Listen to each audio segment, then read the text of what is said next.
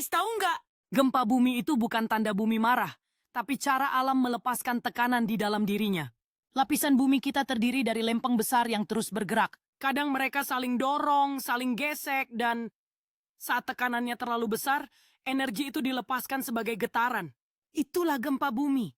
Energi yang menjalar dari bawah tanah sampai ke permukaan. Di Indonesia, gempa sering terjadi karena kita hidup di atas Ring of Fire, jalur gunung api, dan patahan aktif dunia.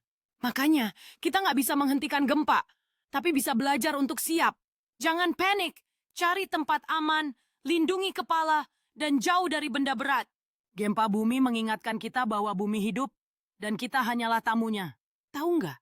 Tsunami itu bukan cuma ombak besar, tapi energi dahsyat yang lahir dari perut bumi. Biasanya terjadi setelah gempa bawah laut besar yang menggeser dasar samudra. Pergerakan itu mendorong jutaan ton air ke atas, lalu menjalar cepat ke segala arah. Di laut dalam gelombangnya hampir tak terasa. Tapi saat mendekati pantai dangkal, air menumpuk dan berubah jadi tembok raksasa setinggi puluhan meter. Tsunami bisa datang hanya dalam hitungan menit. Kalau kamu lagi di pantai dan air tiba-tiba surut jauh, jangan mendekat, tapi segera lari ke tempat tinggi. Ombak ini pernah meluluhlantakkan Aceh tahun 2004 dan Palu tahun 2018. Tapi dari bencana itu kita belajar. Laut itu indah, tapi juga kuat. Dan manusia harus selalu menghormatinya. Tahu nggak? Gunung meletus itu bukan bencana semata, tapi cara bumi bernapas. Di dalam perut bumi ada magma, cairan panas dari batuan meleleh. Saat tekanannya menumpuk dan nggak bisa ditahan lagi, bumi melepaskannya lewat letusan gunung api. Letusannya bisa dorong abu, gas panas, bahkan batu besar ke langit. Abunya memang berbahaya, tapi juga menyuburkan tanah setelahnya. Indonesia punya lebih dari 120 gunung api aktif, dari Merapi sampai Semeru.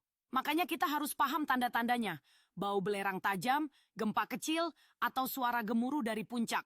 Gunung meletus mengingatkan kita, bumi hidup dan ia butuh ruang untuk bernapas. Kita nggak bisa menghentikannya, tapi bisa belajar hidup berdampingan dengannya. Guys, tahu nggak? Kadang hujan bukan lagi berkah, tapi peringatan. Banjir dan longsor terjadi saat air hujan turun lebih cepat daripada tanah bisa menyerapnya. Air menumpuk, tanah jenuh, lalu mulai bergerak menuruni lereng. Kalau hutan ditebang dan tanah gundul, akar nggak lagi menahan air. Akhirnya, banjir besar dan longsor pun terjadi. Indonesia termasuk negara rawan, apalagi di daerah pegunungan dan aliran sungai. Makanya, penting banget menjaga hutan, bikin drainase yang baik, dan nggak buang sampah sembarangan. Bumi nggak pernah salah memberi hujan. Yang salah adalah cara kita memperlakukannya. Mulailah dari hal kecil, tanam pohon, jaga sungai, dan jangan tunggu bencana untuk berubah. Tahu nggak, angin yang lembut bisa berubah jadi badai mematikan. Topan terjadi saat udara panas dari laut naik ke langit, lalu bertemu udara dingin di atasnya. Energi panas laut itu berubah jadi pusaran raksasa yang bisa berputar ribuan kilometer.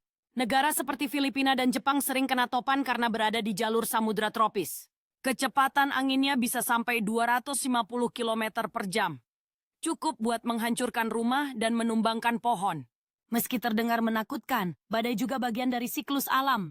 Cara bumi menyeimbangkan suhu dan tekanan udara. Tugas kita, belajar waspada. Ikuti peringatan dini, cari tempat aman, dan jangan menyepelekan cuaca. Langit nggak selalu marah, tapi kadang ia cuma ingin didengarkan.